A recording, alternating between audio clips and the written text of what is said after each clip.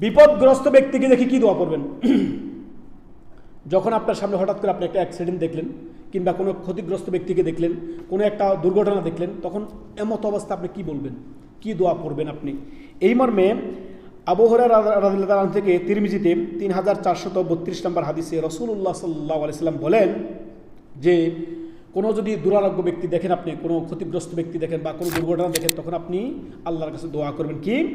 আলহামদুলিল্লাহিল্লাযী আফানি মিম্মা ইবতালাকা বিহি ওয়া ফাদ্দালানি আলা কাসীরিম মিম্মান খালাকা তাফদীলা। আল্লাহর কাছে আপনি দোয়া করবেন, আল্লাহ যাবতীয় প্রশংসা আপনার, যে আপনি আমাকে সমস্ত আপনার আপনার ক্ষতি থেকে আমাকে রক্ষা করেছেন। আল্লাহ, আমি আপনার কাছে এই যে বিপদ, এ থেকে আল্লাহ আপনার কাছে আশ্রয় চাই, আমার জীবনে যাতে এমন কোনো দুর্ঘটনা না আসে। অতএব বিপদগ্রস্ত ব্যক্তিকে যখন আপনি দেখবেন, তখন আপনি আল্লাহর কাছে দোয়া করবেন। কোনো দুর্ঘটনা দেখবেন, আপনি আল্লাহর কাছে দোয়া করবেন। কোনো আপনার দুরারোগ্য ব্যক্তি দেখবেন, একটা দুর্ঘটনা আপনার সামনে ঘটে গেল, অনেক হতাহত হয়ে গেল, আপনি এই মতো অবস্থায় দুর্ঘটনা দেখে বা বিপদগ্রস্ত ব্যক্তিকে দেখে আপনি এই দোয়া পড়বেন, আলহামদুলিল্লাহিল্লাযী আফানি মিম্মা ইবতালাকা বিহি ওয়া ফাদ্দালানি আলা কাসীরিম মিম্মান খালাকা তাফদীলা। আল্লাহর কাছে আপনি আশ্রয় চাইবেন যে আল্লাহ, আপনি যে আমাকে এ থেকে রক্ষা করেছেন, এজন্য আমি আপনার শুকরিয়া আদায় করছি। আল্লাহ এমন তো অবস্থায় পতিত হওয়া থেকে আল্লাহ আমাকে আপনি আশ্রয় দান করেন, আমাকে রক্ষা করেন। এইভাবে যদি কোনো ব্যক্তি আপনার দোয়া করে আল্লাহর কাছে, রাসূলুল্লাহ সাল্লাল্লাহু আলাইহি সাল্লাম বলেছেন তার জীবনে সে কখনোই এমন বালা মুসিবতের সম্মুখীন হবে না। মনে থাকবে এই দোয়া দেখেন, আমি আবারও রিপিট করব।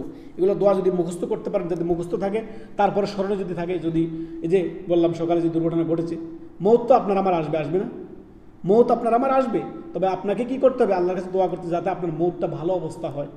যদি মুমিন মুসলমান হয়ে থাকে, তাহলে রাসূলুল্লাহ সাল্লাল্লাহু আলাইহি ওয়াসাল্লাম এই সমস্ত আপনার মৌতকে শহীদের সাথে তুলনা করেছেন, যে চাপা পড়ে মারা যাওয়া, গাড়ি অ্যাক্সিডেন্টে মারা যাওয়া, কিংবা আপনার আগুনে পড়ে মারা যাওয়া, ডুবে মারা যাওয়া, এগুলাকে 7 শ্রেণীর শহীদের কথা বলা হচ্ছে। এদের অন্তর্ভুক্ত হতে পারে, আল্লাহু আলম, যদি মুমিন বান্দা হয়। আর জানি না আমরা কে আছে, আল্লাহু আলম। অতএব বিপদগ্রস্ত ব্যক্তিকে দেখে আপনি, আপনার কোনো বিপদগ্রস্ত ব্যক্তিকে দেখেন, কোনো দুর্ঘটনা দেখেন, কোনো দুরারোগ্য ব্যক্তিকে দেখেন, কোনো ক্ষতিগ্রস্ত ব্যক্তিকে দেখেন, দেখে আপনি আল্লাহর কাছে দোয়া করেন কিভাবে?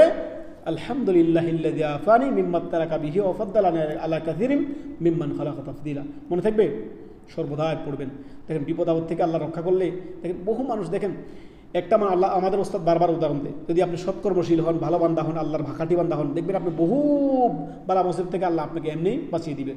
আপনার বহু মানুষের জীবনে বহু আপনার ঘটনা দেখতে পাচ্ছেন, আল্লাহ আপনাকে সুস্থ রাখছেন, আপনার কোনো ক্ষতি হচ্ছেন না। তো এর মানে কি আপনি বুঝতে পারছেন যে আমি ভালো কাজ করতেছি, আল্লাহ আমাকে রক্ষা করতেছেন, আল্লাহ আমাকে অনেক কিছু দিচ্ছেন না, তবে আল্লাহ আমাকে সুস্থ রাখছেন। এটাই তো অনেক কিছু, তাই না? বহু মানুষ দেখেন হসপিটালে পড়ে আছে, আপনার আমার কাছে হয়তো ওই রকম টাকা পয়সা নাই, তবে আপনি সুস্থ, আপনি বাইরে আছেন, কত নিয়ামতের মধ্যে আপনি আছেন, আপনি এটা অনুধাবনে করেন না, চিন্তাই করেন না। চিন্তা করতে হবে। অতএব সর্বদাই খেয়াল রাখবেন, কোনো বিপদগ্রস্ত ব্যক্তিকে দেখবেন, কোনো দুরারোগ্য ব্যক্তি, কোনো দুর্ঘটনা দেখবেন, তাহলে আপনি এ দোয়া পড়বেন।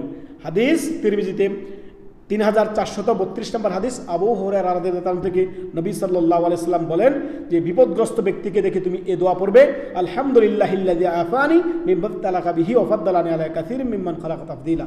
এই আল্লাহর কাছে আশ্রয় চাইবেন, আল্লাহর কাছে বলবেন, আল্লাহ আপনার শুকরিয়া আদায় করছি, এমতো অবস্থায় এই যে ব্যক্তির যে দুর্ঘটনা থেকে আল্লাহ বা এই ক্ষতিগ্রস্ত হওয়া থেকে আল্লাহ আমাকে রক্ষা করেছেন, এই জন্য আপনার শুকরিয়া আদায় করছি। আল্লাহ আমার জীবনে এমন আপনার দুর্দশা থেকে, এমন দুর্ঘটনা থেকে, এমন ক্ষতিগ্রস্ত হওয়া থেকে আল্লাহ আমি আপনার কাছে আশ্রয় চাই, আমাকে পরিত্রাণ দান করেন, আল্লাহ আমাকে আপনি হেফাজত করেন, আল্লাহ আমার জীবনকে আপনি সুরক্ষা দান করেন।